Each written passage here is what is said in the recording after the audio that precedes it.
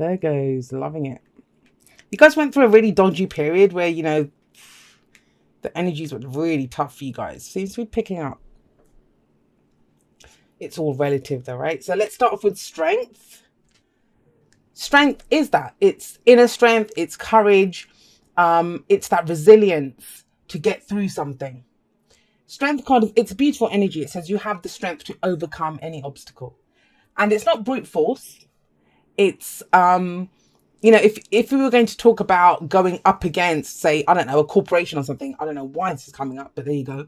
It's more the kind of sit-in, having like a sit-in rather than rioting and protesting in the streets and stuff. That's the difference. Strength is more quiet energy, you know. It's that inner resilience. I can get through this. I can do this. I've got the courage to see this through. And you overcome all obstacles like that. She has that lemnis gate above her head. So she has the knowledge. It's her knowledge that gives her the strength. The line should be able to rip her apart. This line looks kind of weird in this deck. I don't know. But that's what gives her the strength to get through this. So beautiful energy to have as your underlying energy for the week. Now, the thing is, when strength comes up, as beautiful as an energy as it is, it does talk about obstacles that need to be overcome, you know, otherwise it wouldn't be telling us anything. It wouldn't say that we need strength. So there is that kind of implied message with strength, but you're up for it. You're good. It's not going to be obstacles. You probably see them more as challenges to overcome, right? So what do we have? What's at the heart of the reading? What's the central issue? We have the Six of Pentacles. This is about giving and receiving, balance, right? What we give out is what we get back. So this, you know, I always see this as the minor arcana version of justice. Why do I say that? Because that's all about fairness and balance as well. And so is this, you know, fair and equal compensation for work that you do. In a relationship, both people are putting in the same amount. I will say this, if you're looking for some kind of balance, somebody has to go first, right? Somebody has to go first. And I always make that clear with this card, because as much as, you know, both people are giving and receiving, somebody must have gone first. Did these kids hold out their hands to this guy and say, you know, we need some money, and that's when he gave it? Or did he offer the coin seeing the kids, and that's why they came running up to him to grab the money? Somebody goes first, and what you give and receive may not be the same, but it will be equal in some way. It will mean the same thing to both people. I was like that, because think about it. The rich guy's getting, what is he getting out? He's got surplus, and he gets to do something good. He feels good about himself as he does this. And the children give him the opportunity to do that. But he's giving them money, right? They haven't got anything, so he's giving them that. So it is balanced, but you're trying to get balance in a situation now at a very mundane level.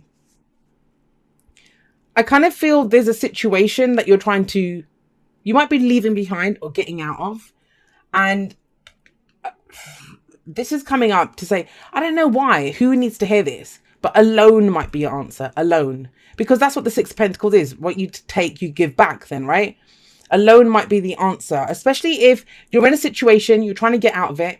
You don't know how to get out of it. You know, if money's tight, or you think I'm not gonna have anything, it could be alone. It doesn't have to be from a bank. Maybe someone could loan you their support, right? Or loan you a worker or something. It's that kind of an energy, right? I don't know who needed to hear that, but there you go.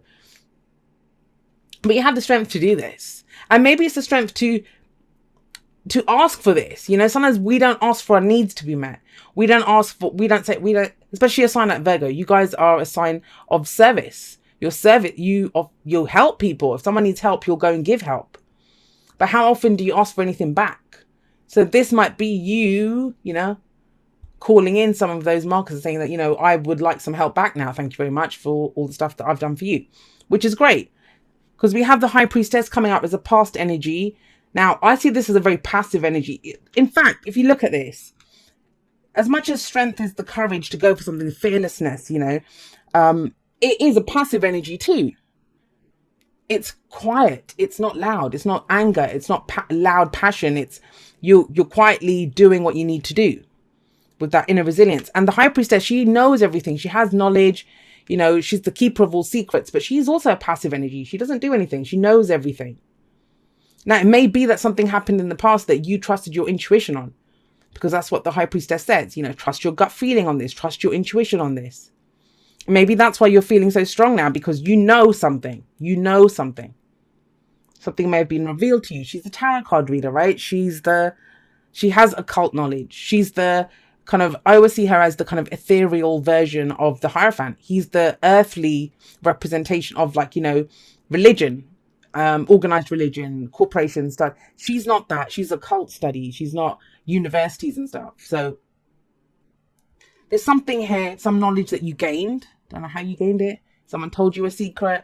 You figured something out you had a gut instinct about something, or you learned something, right? I think that's giving you a lot of strength. And more than this, if you're going into a situation, I'd say there's 50-50 chance here. If you kind of didn't believe you had a chance in a situation before, you do have a chance now. It's balanced. It's fair with the Six of Pentacles coming up here. Now, what's coming up in the present? And have a look. All 4 of your corners are major arcana cards. So we have death coming up here. Death is never a surprise. It's not the Tower. And it's not as harsh as judgment. I think judgment's a lot harsher than death. But it is that kind of energy of transformation, of change. All the things that have been leaving your life. With death, it kind of takes a while to come. It kind of rolls through our life. That's the way I see death. Some of you might be dealing with a Scorpio. There's Leo energy here as well. Pisces at the end there. But, the signs don't own the cards. They just lend their characteristics to them. And what I see here with death coming in, you may have been going through a time where you've been losing things. It makes sense with the Six of Pentacles coming up here. People have been leaving your life. You've experienced losses in some way. And death is not just about loss. It's about death and rebirth, right? We lose things from our life, or they are removed from our life so that new can come in. But we often forget that with death, that it is about rebirth as well. And I would have gone more on the, oh my God, there's losses thing with this if strength wasn't sat above it. And if the Six of Pentacles wasn't here. Because this feels like if you've had losses now, it's time for the scales to balance. No, there's no scales in. Well, there are sometimes scales in the Six of Pentacles. Oh, there are actually right at the back. Can't really see them. You can see the kind of, I don't know, sorry, I can't get to focus. But yeah, so it is time now for the scales to balance. And so if there's been losses, it feels like things are starting to come back now. And they're coming back through your own strength, guys. I don't want to play it down and say like, oh my God, this is just happening to you. It's going through all those losses, going through whatever you've gone through, that death energy. It's transformed you. You are stronger now. You have that courage. And it happens. What's my favorite saying? I mean, we don't have the Queen of Swords here, but it's that kind of energy, damaged people are dangerous. They can survive, but you are not just surviving, you're thriving. You've got 10 of Cups coming up. I'll get to that in just a moment. But after all your losses, that's what's made you stronger. You've gotten some knowledge out of that. You've learned something now. You've trusted your instinct. You know where this is going. And so you're not going to worry about it because you think, okay, don't worry. I've kind of gone through this. I've survived this. It's gone. Great. Stuff's coming back. It's balancing out now.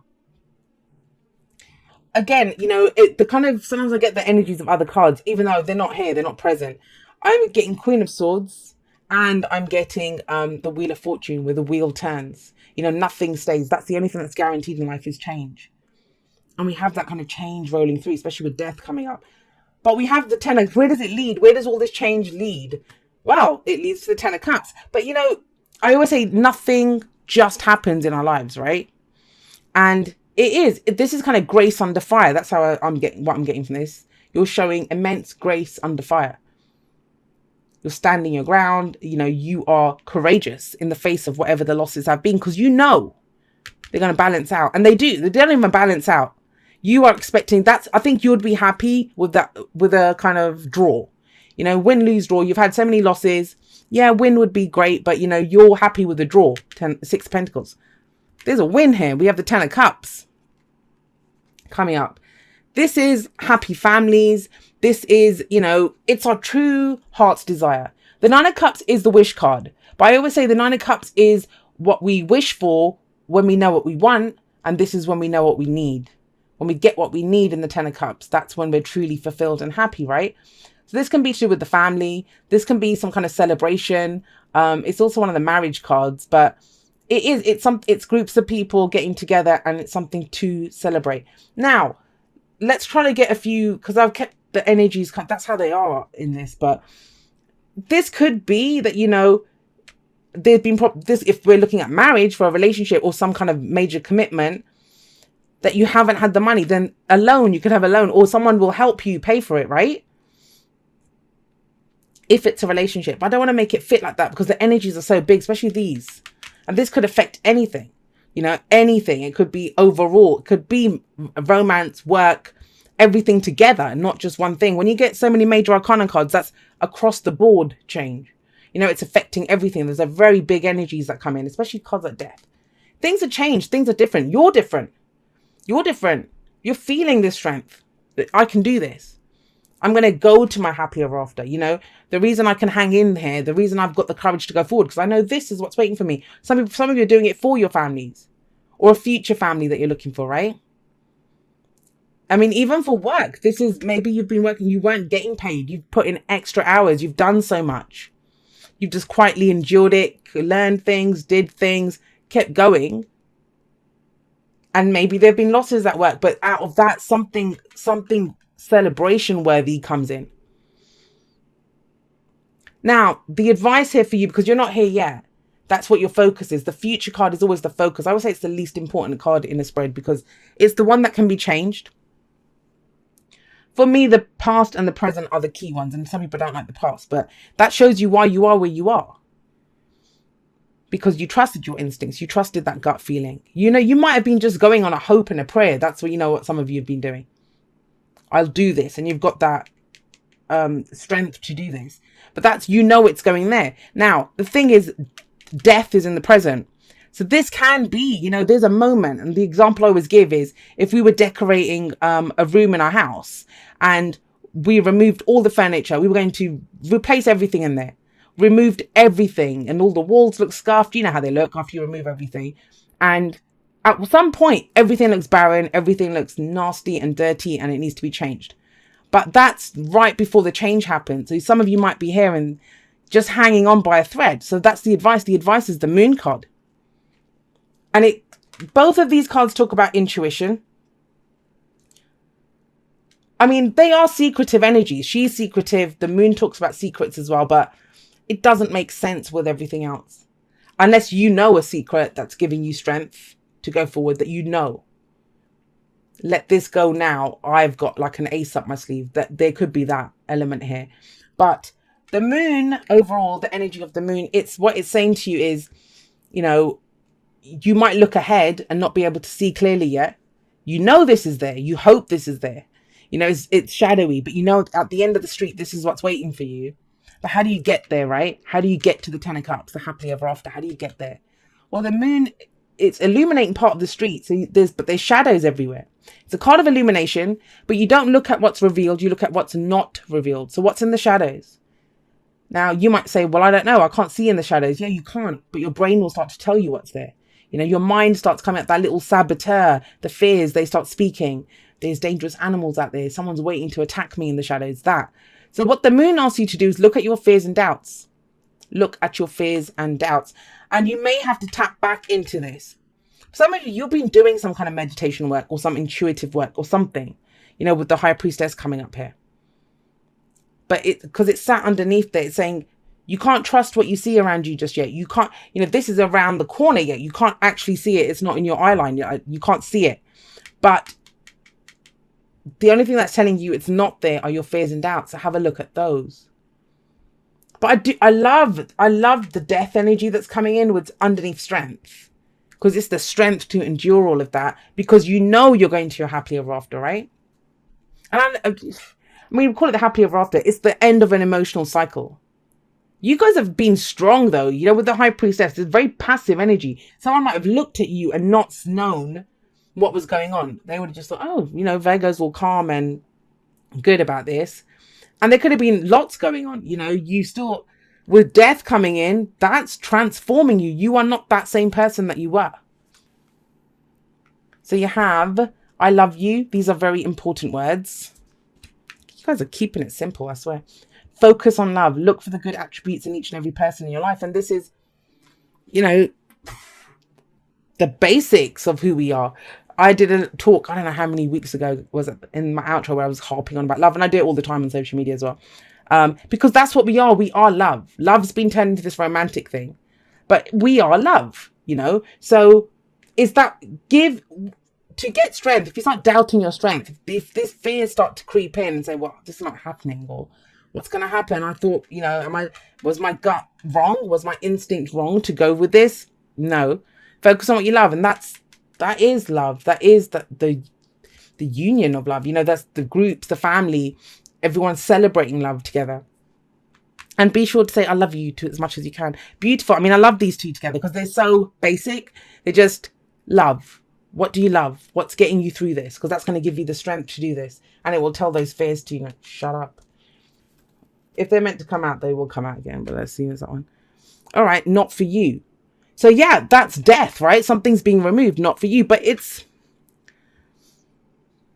death is something being removed. You know, I don't know if I said that clearly enough. It is, but it serves you. And you're strong enough to do this. And I think you know it. It's never a surprise. It's never a surprise. That's why you're being asked to focus on what you do love, because something is being removed from your life that, you know, it doesn't serve you. That's what the death card says. Look, it just doesn't, there's better things coming in for you. And you kind of know that, right? You kind of know that. Okay, it says, dear you, oh my, things are stirred up and change is upon you. Yeah, hell yeah, they got death in the present. This is cause for celebration. No need to be nervous, but know that it's okay to be afraid when faced with the uncertainties of life. This is your reading, Death and the Moon. The funny thing is that courage, this is, wow, is that courage doesn't get mustered in the absence of fear, rather in spite of it or even because of it. Step into the unknown now. Let go of the branch you are clinging to and let spirit take the wheel and help steer you to your highest good and most wonderful adventure. All you need to concern yourself with is choosing courage as your ally. Leave the rest up to us. There's a load of miracles being shipped your way. Remember what philosopher Joseph Campbell said. Take one step toward the gods and they will take 10 toward you. We're all doing the destiny cha-cha on your behalf. That's right. Don't be afraid to dance. Loving you always. And think about it, guys. You know, it's that whole take one step. That's why I was kind of making a big deal about who goes first. Somebody goes first here. So it might be going out on a limb. It might be that. But that basically summed up your reading. It summed up your reading. You've got the courage to go for this. And like I said, you might just be in this on a gut feeling, on your instinct, on your intuition. And that change starts happening. Things are getting transformed around you. And yeah, fears come in, right? Your fears and doubts, but that's all they are. That's all they are. Even the moon card says, trust your intuition. Don't trust what you see around you. Trust your intuition. And you know what that is because she's coming up here in the past. And it leads to, miracles, amazing things coming in.